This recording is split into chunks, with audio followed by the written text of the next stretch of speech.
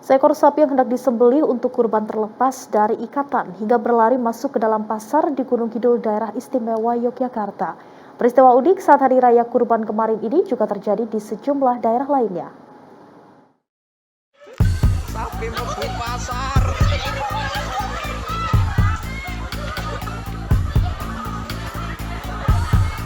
Warga dan pedagang pasar tradisional Argosari, Kapanewon, Wonosari, Gunung Kidul, Daerah Istimewa Yogyakarta digegerkan adanya seekor sapi yang tiba-tiba masuk dan berlarian ke dalam pasar. Dibutuhkan waktu hingga beberapa saat untuk mengendalikan sapi tersebut hingga akhirnya keluar dari area pasar. Kondisi lalu lintas juga sempat terganggu karena sapi berhenti di tengah jalan di samping barat pasar. Akhirnya sapi bisa diikat dan dirobohkan untuk dibawa ke lokasi penyembelihan yang berjarak 500 meter dari pasar.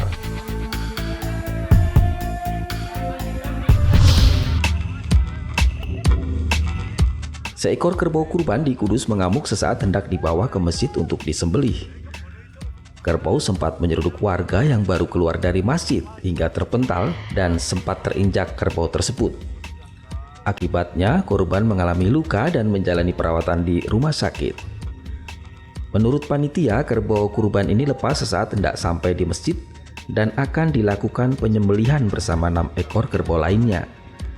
Meski sempat tertembak 3 kali pada bagian kepala, kerbau masih sempat berlari, hingga akhirnya terperosok ke jurang dan langsung disembelih di tempat. Di saat bersamaan, kerbau di desa Pakenjaran, Bae Kudus juga mengamuk hingga lepas dan berlari menuju jalan raya. Kerbau berhasil dilumpuhkan di tengah kebun tebu dengan timah panas polisi.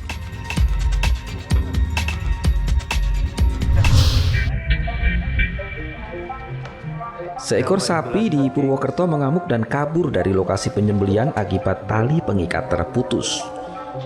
Puluhan warga yang berada di lokasi langsung mengejar sapi untuk ditangkap kembali. Untuk menarik sapi ke lokasi penyembelihan, warga mendatangkan kandang sapi khusus agar sapi bisa dikendalikan. Menurut panitia, sapi yang terlepas tersebut merupakan sapi terakhir yang akan disembelih.